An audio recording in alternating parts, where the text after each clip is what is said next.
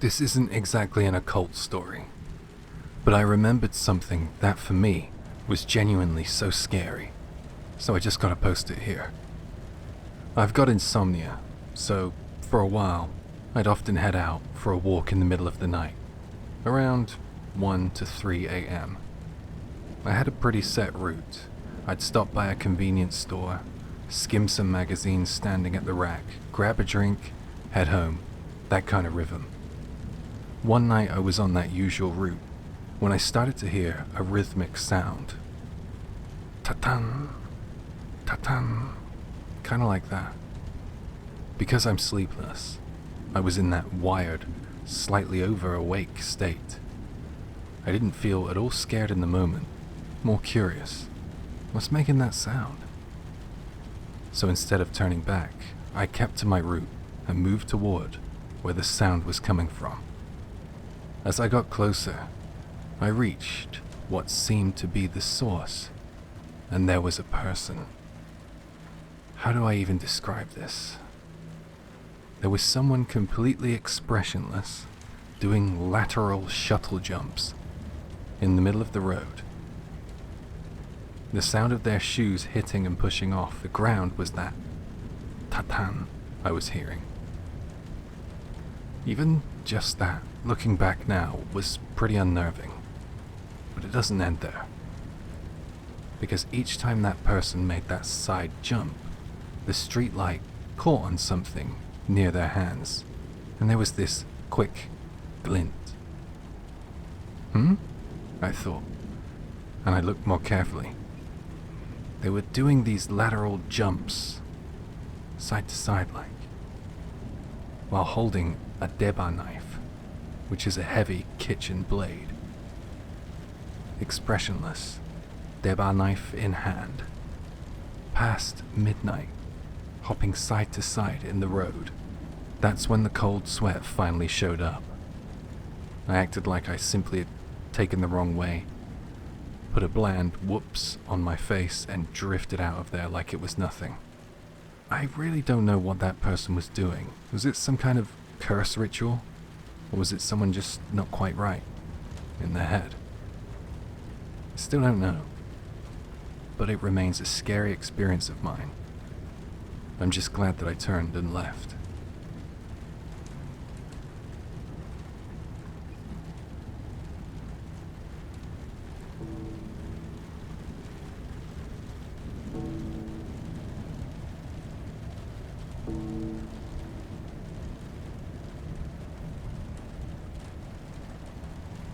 Hi, Jay here. To understand this story, you need to know about a relatively unknown Japanese urban legend. They call it Okamuro-san. He travels by attention. Hear the name, carry it around in your head. And some say he arrives within a week. Others say that same night. He doesn't plead.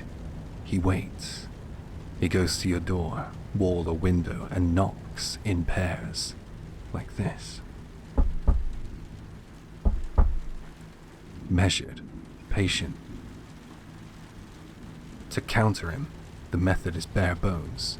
With your eyes shut, you must chant the name back. Okamuro, Okamuro, until the room changes. Now the taboo in this situation is simpler. Don't look.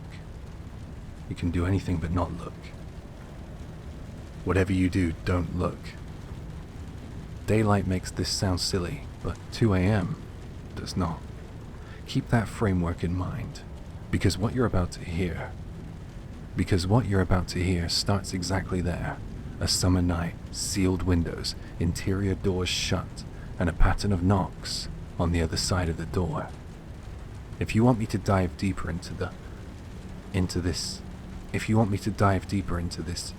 Okamuro-san urban legend, and maybe give it its own episode, all you have to do is let me know. Drop a comment, and I'll do it. Anyway, here we go.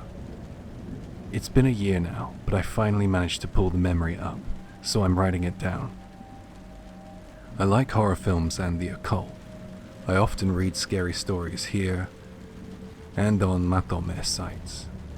One of those was the story about Okamuro-san. I happened to be reading it at around midnight. It was my first time hearing about the legend, and I got this vague, unpleasant feeling. Nothing dramatic, just that skin-level unease. So I decided to turn in. I was asleep when a violent pounding on the door snapped me awake. The time was just after 2, right in the Ushinokoku, the hour of the ox.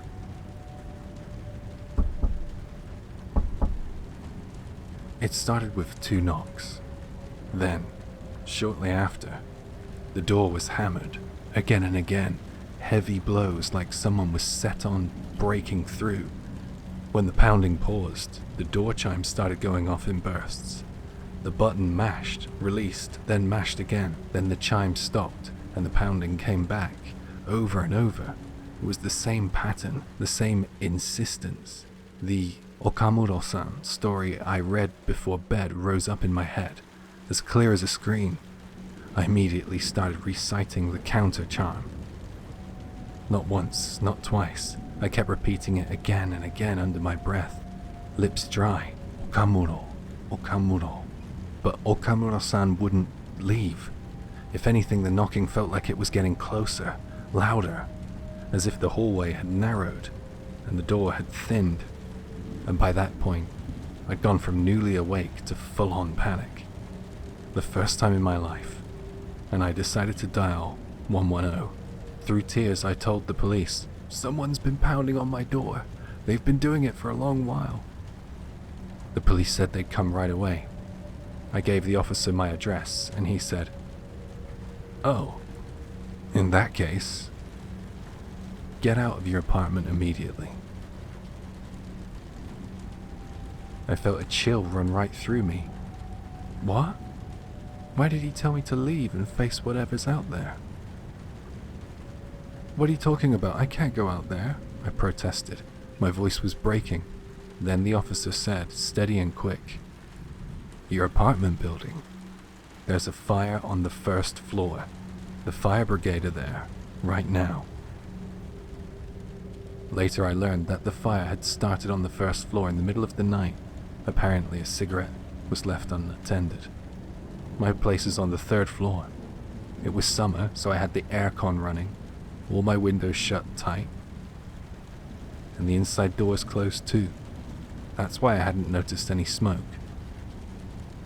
And when I opened my apartment door, the kitchen was white with it, smoke packed in, the kind that erases edges. I called out to the rescuer, who was still desperately banging on the door, that I was alive, and I got outside, as I was told. Turns out I was the only one in the building who hadn't evacuated yet. When I think about it now, if I had fully convinced myself that it was Okamuro-san, I would have never called the police. Never called the police and just stayed in that room. Well, the thought alone makes my stomach drop. Maybe it was shock, but the name Okamuro-san vanished from my memory afterwards, and I only remembered this. I read a story about a door knocking, and that's how I ended up late to escape a fire. I asked people about it, and I kept searching online, but I never found it. Today I finally found that story again, so I'm reporting it here. This is a true story from a year ago. I guess it was around September time. If you Google Okamuro-san, you'll find it straight away. They say that if you read about Okamuro-san, he'll really show up, so, read at your own risk.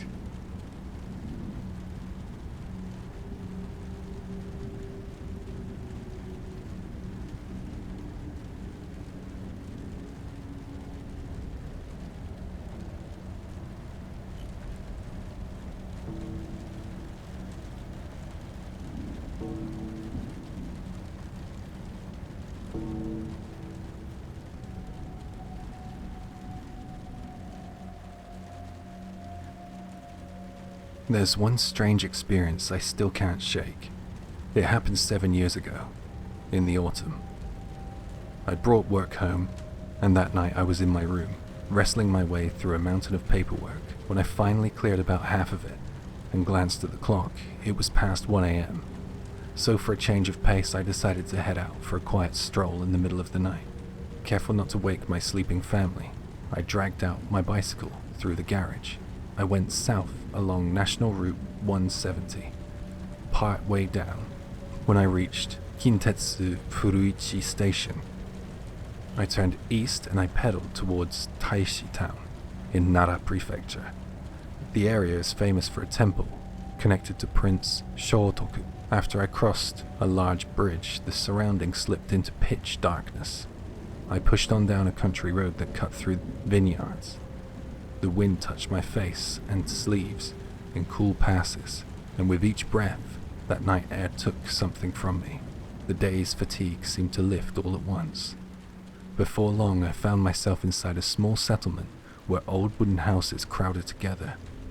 That was where I started to feel a little uneasy, and decided it was about time to turn back. I tried to retrace my route, but somewhere I'd made a wrong turn. I kept going back and forth along the narrow road, twisting streets that seemed to kink around at the last second. When I finally slipped out of the cluster of houses, a large building loomed into view in front of me, sudden and close. It was an elementary school. Along the hushed route leading to the school, a set of red lamps, the kind that warn of roadwork, blinked with that slow mechanical pulse. In the dim intermittent glow, the empty school building floated up out of the dark. I meant to ride past and leave it behind, but at the entrance I noticed something, and I put my foot down, stopping the bike. Even though it was the dead of night, the gate to the school was open. The heavy iron doors were thrown wide as if inviting me in. I didn't even notice the transition. One moment I was outside, the next I slipped under the front arch and was already on the grounds. Immediately to the left of the entrance, a 3-story reinforced concrete classroom block rose up, casting a cold shadow across the path that led toward it. Sitting in that shadow was a blue jungle gym, alone, like a piece of playground equipment left out after everyone else had gone home. I propped my bicycle up beside the jungle gym and looked out over the playground spread in front of me. It was deeply, completely dark, the sort of dark that dulls your sense of distance. Beyond the classroom wing, the ridgelines of mountains were visible. Their outlines were cutting a fine edge against the night sky. Above them, a field of stars was spread out to the horizon, the kind you only get on dry late autumn nights. Standing there, taking it in, I gradually became aware of the obvious truth. I had trespassed into a school without permission. I turned the handlebars, ready to leave in a hurry, and that was when something pricked the back of my neck, a sensation of a sharp, fixed gaze on me. I turned my head in that direction, and right there on the jungle gym at my side, 5 or 6 children were clinging to the bars in a cluster. They hung off it, like a bunch of grapes. Arms laced through the rungs, not a twitch among them. They were perfectly still, like mannequins, and every one of them was staring straight at me. In that instant I yelled, silently, inside my head, "I'm sorry." It wasn't logic, it was a wave, a feeling that I had seen something I shouldn't have seen, rose up from somewhere below my ribs. Wordless and total, I tore my eyes away and rolled straight for the front gate without so much as a glance to either side. A little ways beyond the gate, I braked and looked back, breath caught somewhere between my chest and my throat. What was that? I got a bit of my calm back and pedaled once more up to the front of the school, and there was no children this time. I happened to check my watch and it was a little past 2 a.m. That jolted me back to myself, and I headed home at speed. The next day I told a friend what had happened. I expected him to laugh it off. Instead he said, flat as a verdict, "Come on, kids aren't playing out at 2 in the morning. And there's no way schools leave their gates standing open all night. Hey, maybe you saw a ghost or something."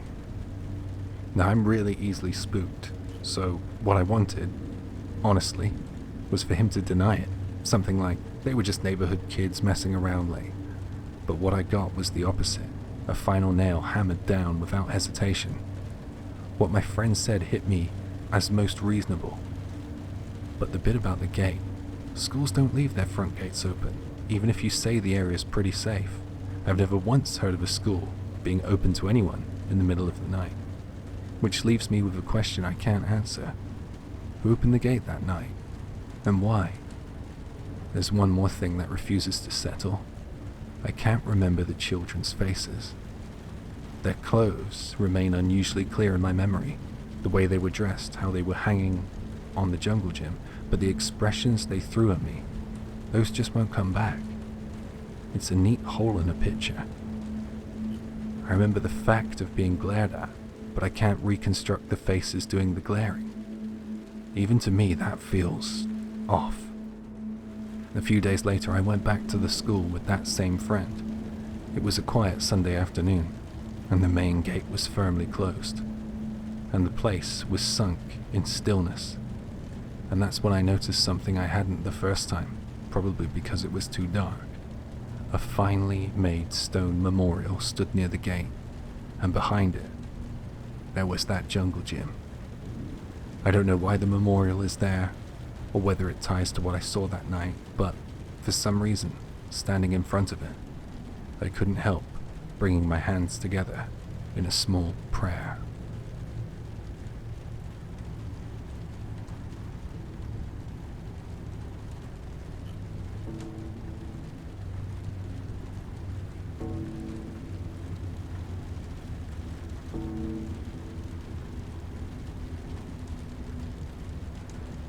This is my first time posting. My writing's rough, sorry, but I'd be grateful if you read this. This happened around May last year. Late at night I was at home on the internet when I heard, from outside, an old woman singing. Now my house is in a residential area. That said, it's the countryside kind of residential area, dim and a bit lonely, even with houses around. Every now and then you get a drunk who sings on their way home in the middle of the night, so I figured this was just another drunk. But then I thought, an old woman doing it? Isn't that a bit strange? And I couldn't shake it. I hurriedly threw on a jacket over my pajamas and I went outside. Since she was an old woman, I figured her walking pace would be slow, and the song still sounded close to the house. I turned right at the T-junction just by my place, and there she was, her back immediately in sight. I tried to walk without making any footstep sounds, heel to toe, but for some reason she turned right around to face me. I planned to observe without being noticed, so the sudden turn startled me. The old woman stopped singing and asked, "Who's there?" I answered for the moment, I live nearby, I just came out for some night air, just taking a walk," with a smile. We were about 5 meters apart, but she started coming towards me. She held out something small and said, "For you." On reflex, I took it. What I took had a small rounded weight to it, and it was wrapped in plastic. A bit bewildered, I told her, "Thank you," and I turned back towards home. There's a utility pole with a streetlight right in front of my house, so I checked what I'd been given under that light. It was a hard candy, the old-fashioned kind twisted at both ends, of a slightly stale-looking plastic wrapper. Feeling thankful, I went to eat it right away, and I pulled both ends of the wrap to open it. What came out when I opened the plastic was a rusted hex nut. Surprised, I dropped it, and without picking it up, I reflexively looked back towards the T-junction from earlier, and there she was, the old woman peeking only her face out from behind a wall, looking this way. I was about to go straight into the house in front of me. But then I realized if I went in like this, she'd know which house was mine. So I didn't go in. I walked past my place, turned left at the next crossroads, and stood there for a bit, thinking, is that old woman still there? How long should I wait here? There was no end to questions like that, so I decided to grow some courage and go home. I went back to the crossroads and headed for my house again. At the T-junction, there was no sign of the old woman anymore. Hands down, that was the weirdest interaction I've ever had, and I really don't want to run into her again. I have no idea what that wrapped up hex nut and candy was meant to be. A big part of me thinks that she expected me to eat that, and that's why she hung around to watch.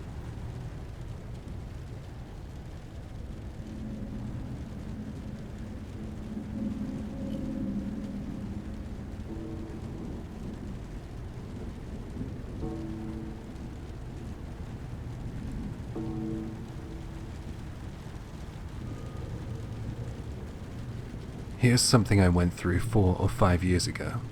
I like driving. I'll head out with no map and just wander. When I feel done, I use the nav app on my phone to get home, because that lets me go where I want. And I often head out late at night.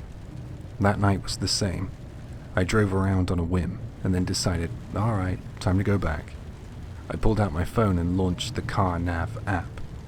Home is already saved, so I usually just hit the one button and it calculates the route, or it should have, but something was off. It looked like it wasn't getting a GPS signal. I checked around, and I was in just an ordinary neighborhood, residential. Nothing that should block reception. I even stepped out of the car to check the signal again. Still, it was no good. So I fixed the phone on the center panel and set off anyway. If I just kept moving, I figured I'd reach a spot where the phone could grab GPS, and there'd be road signs. Whatever, it's fine, I thought, and rolled out. With that easy mood, I drove for another 15 minutes, which I found very weird. Still no signal. I hadn't cared at first, but that feeling settled in, that something was wrong. I'd been driving the whole time and it was still houses, block after block. No hint that I'd hit a main road. Normally in this kind of residential sprawl, you bump into something arterial in about 10 minutes tops, and I hadn't seen one single oncoming car. There were intersections, sure, but none with any signs. Coincidence, right? Coincidence. The radio is pulling in Kanto stations, so we're fine, right? I kept telling myself that, but this little warning in my head kept flashing. Isn't this bad? I turned the radio down so I wouldn't miss a clue from outside, and I drove with my eyes wide, combing for anything useful. I kept going, uneasy, and up ahead I spotted a pedestrian. Yes, finally, someone I could ask.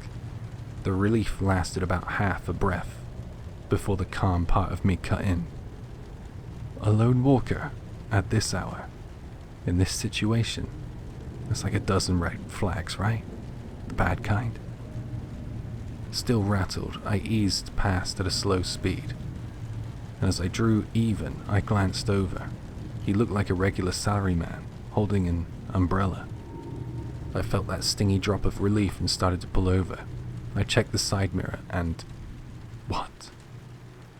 I turned to check with my own eyes. The pedestrian I'd just passed was now gone. I looked again, still gone. A rush went through me. Like every fluid in my body tried to leave at once. Calm down, I told myself, but there was no calming down. For no reason, the highlight reel of my life started running in my head, while I kept the wheel straight. I kept driving with my eyes swiveling, and then finally I spotted a road sign. I followed it, hit a main road, and then I started to see lots of other cars, and I could finally breathe. There wasn't some stranger suddenly sitting in the back seat, or in the passenger seat either. I made it home without incident, but the quick drive had somehow become a 4-hour one. A few days later, I found a gentleman's umbrella in the trunk that I didn't recognize. It was beat up. It must have been a friend's I'd driven the day before yesterday, but that umbrella freaked me out a bit. So I left it in an umbrella stand at a nearby convenience store.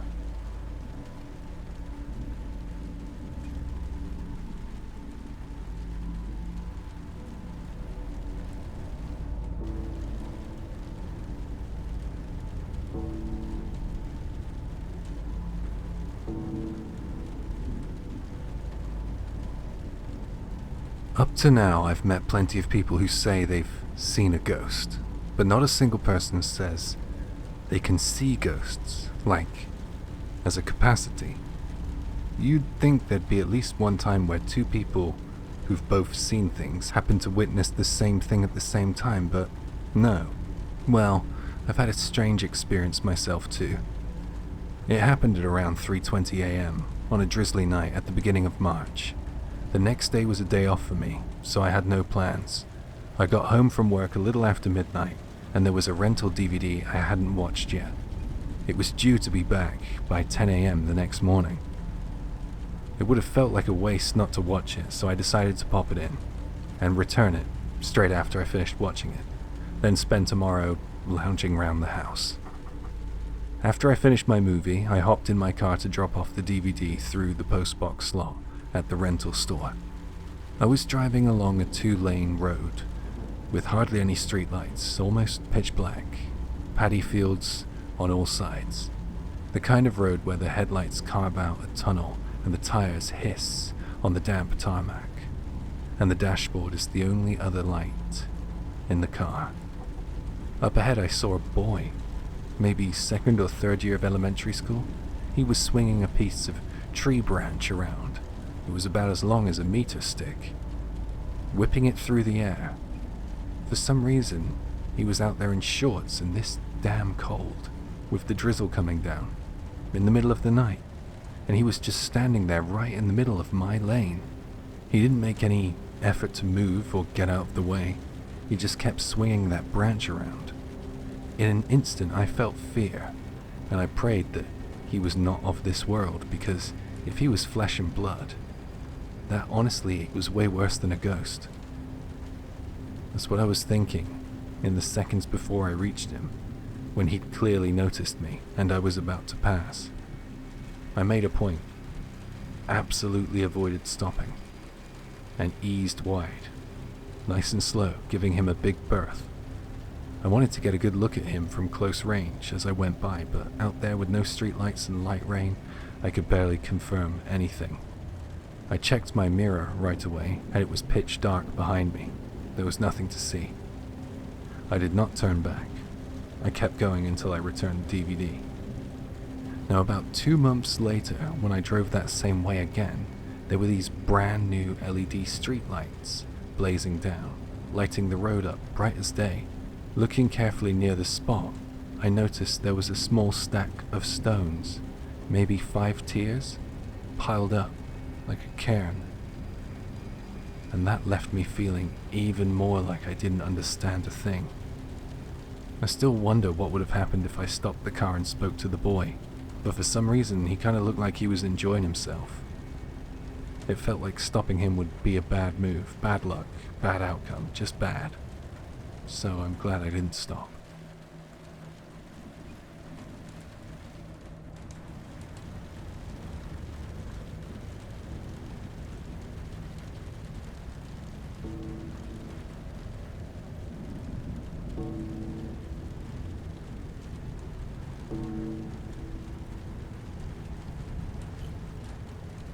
I'll write about something that happened when I was in middle school.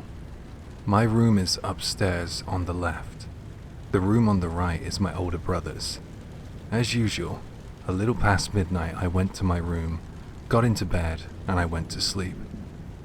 After 2 a.m., I woke up in sleep paralysis.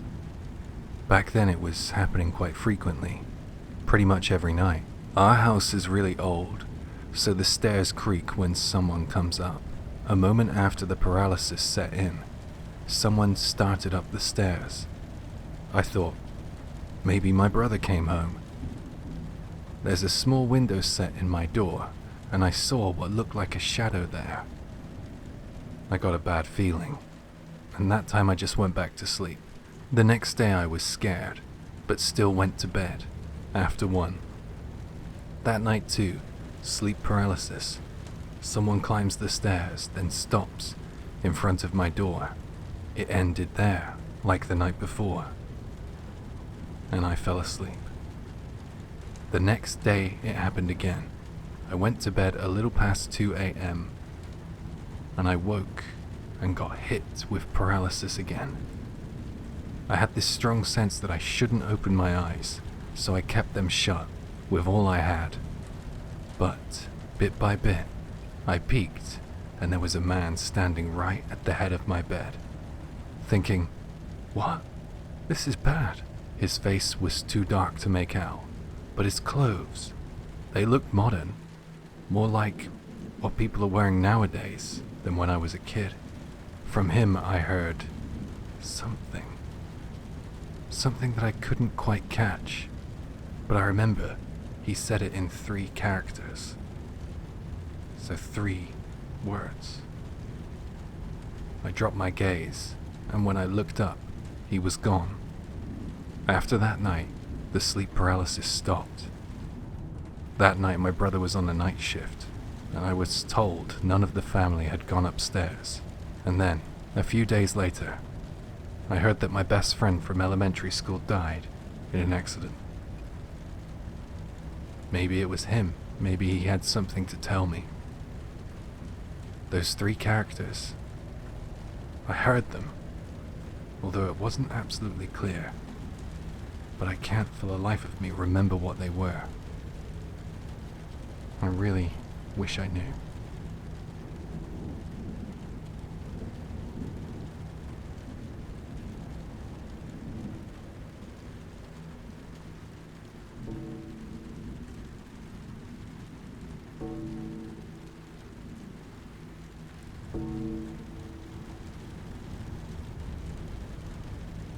A few years ago, my friend Itsuki said, "Want to do a test of courage?" and practically dragged me along. We were going to a certain level crossing on a local line. The place had a reputation, despite how few trains ran on that line. It was known notoriously as a place where people chose to end it all by leaping in front of the speeding trains that passed through. Itsuki had heard one of those, "You hear this kind of thing everywhere, right?" rumors. If you honk your horn at midnight in front of the crossing, the spirit of someone who ended things there will appear, and he wanted to try it immediately. From my side, that's the kind of story I could have happily done without. Itsuki drove, with me sulking inside, and we spent 3 hours on the expressway, got off and drove a further 2 hours from there. Finally, the 2 of us reached the crossing in question. It was already after 11 p.m. The area around was completely dark, no houses in sight, not even a street light. The only light was a weak fluorescent tube casting thin, hazy glow over the bars and gravel. Just to look at it put a chill in the air. Itsuki, grinning, muttered, "So this is the famous crossing, huh?" As for me, I was thinking, can we just get this over with? And I listened to my MD Walkman. Time slid by while we were there, and just before midnight, Itsuki said, "It's about time," and got ready, obviously to hit the horn the moment it turned 12. Itsuki and I, me grudgingly, put our phones on the time signal and started the countdown to midnight. Time signal. We will now mark exactly 12 a.m. Itsuki, "Alright, now!" The sound of his car horn split the night, and it echoed all around us. And that was that.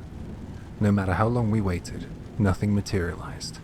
At the crossing, hanging there in the dark, not a ghost, not even anything that felt like one. Itsuki pulled a face and grumbled, "Man, so nothing happened after all." I shot him a look that said, "Told you, nothing was gonna happen," and was watching him stew when, right on the heels of Itsuki slumping and me being fed up, the crossing alarm started up, cutting through us, announcing an approaching train. It caught us both off guard. We traded lines, like, "Huh? Trains run at this hour?" And, "If anything's running, it's probably a deadhead, one without passengers." And while we were saying that, a strangely old single-car train rolled through the crossing slowly, the motor giving off that steady, dated hum. And after that, nothing else happened. With Itsuki a little dissatisfied, and me a little worn out, we started for home. But there was one thing that sat wrong with me. The train we'd just seen. Because it was moving slowly, I had time to see inside, and despite the hour, The car was oddly crowded. Men and women, young and old, all mixed together. Yet every one of them seemed to have no life in their expression. I thought it was strange, but at the time I was patching it over for myself. Maybe there was a festival nearby, and it was just people heading home. A few days later, after that test of courage, I was drinking with another friend, Haruto, shooting the breeze. Naturally, the crossing came up, and I told him how Itsuki had been all hyped about, but nothing happened. Then, right after, a train came through, which felt a bit creepy. And right then, Haruto's face changed. "Hey, when did you do that test of courage?" I tilted my head at how fast his expression changed. "Huh? A few days ago?" "You're kidding me. That's impossible. That line was shut down ages ago. The tracks aren't there anymore." Haruto's a bit of a rail fan, and according to him, that local line, the one with the crossing, had been discontinued years back. The crossing and rails had all been removed. There was nothing left. I couldn't do anything but listen in silence. So what were the crossing and the train that we saw? Where were the passengers on that train headed? Nobody knows. Maybe only the people inside that car could tell you. Since that night, I hate waiting for a train at a level crossing at midnight. When I imagine the train like the one we saw arriving out of the dark, it runs a line of cold up my back. And why is that? Well, it's because the passengers on that train were all looking this way, with those lifeless eyes.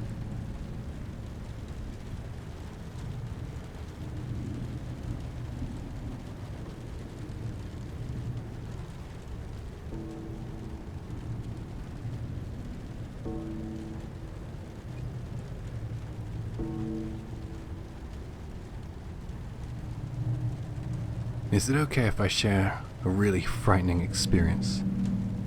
This was when I was in 2nd grade. Back then my family lived in an apartment by the river. At night we all slept together in the same room. That night my father wasn't there. It was just me and my mum. I couldn't fall asleep, and when I checked the clock it was 2:30 a.m. The bone of the clock's chime took whatever drowsiness I had left. And while I was drinking some water, I heard cheerful voices coming from outside my window. I looked out through the bay window, and on the riverbank were a boy and a girl playing.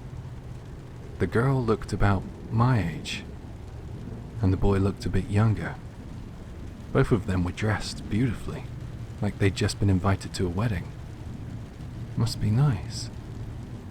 I watched, thinking that, and the girl waved towards me, so naturally I waved back.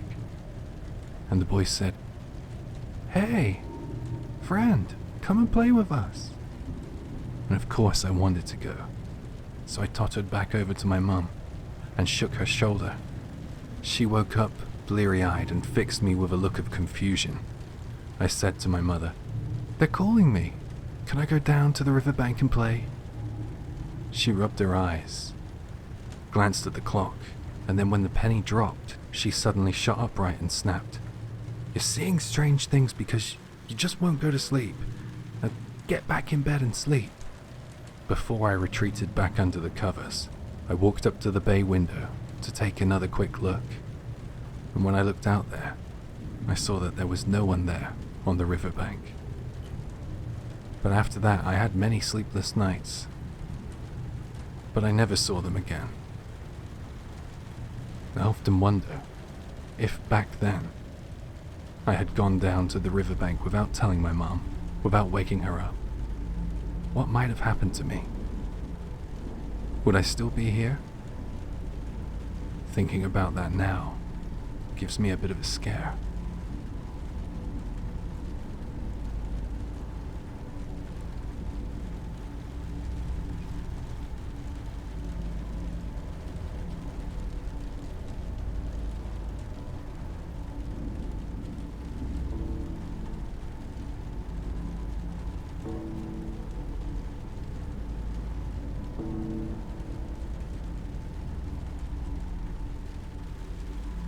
I don't think I have any spiritual sensitivity at all.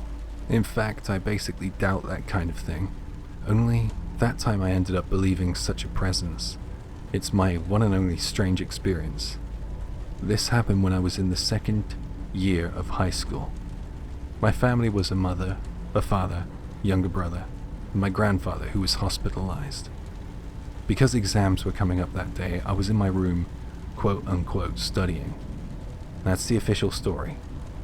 In reality, I was reading a manga I borrowed from a friend. Around midnight, I heard footsteps coming along the hallway. Assuming it was my mum, I hurried the manga into the desk drawer, and I put on my studying face. Now, my mum often peeks into my room. I heard the door open behind me, and this door is directly behind my chair, so I can't see it unless I turn around. And I never usually do if it's my mum. After a short while like that, I thought, this is odd. And no matter how long I waited, Mum didn't say anything to me. She would usually say things like, studying hard, or time to sleep. So I turned round, and the door was closed. I had definitely heard footsteps in the hallway and the door opening, and yet, was I imagining it? I went back to my manga. After a little while, this time from the kitchen further down the hallway, I heard a rustling sound like bags being handled. Maybe my brother was foraging for something to eat in the kitchen. Because of what had just happened, I felt a bit scared, but I kept telling myself that that must be it. I didn't go and check, and I fell asleep soon after.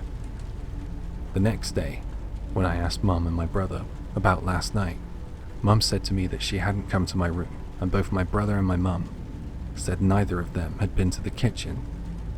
The kitchen didn't look disturbed, apparently, so we didn't think it was a burglar either. I thought it was strange, but with no cause we could point to, that was the end of it, at the time. My hospitalized grandfather passed away a few days later. He had been in and out of hospital pretty much since I was in preschool. Towards the end, Mum stayed with him during the day, and Dad took over at night, after work. At the funeral, when I told Dad what I experienced at home a few days earlier, he said, well, maybe Grandpa's spirit came home for a bit, before he left. I thought, that could be right, and it made sense to me, because the room next to the kitchen was always Grandpa's room. The sound I thought was coming from the kitchen at midnight was probably coming from his room. Maybe he was putting things in order one last time. So, that's it. To me, Grandpa came home that night, before he left us entirely. And if he's the one who opened my bedroom door, then I guess he caught me reading a manga instead of studying.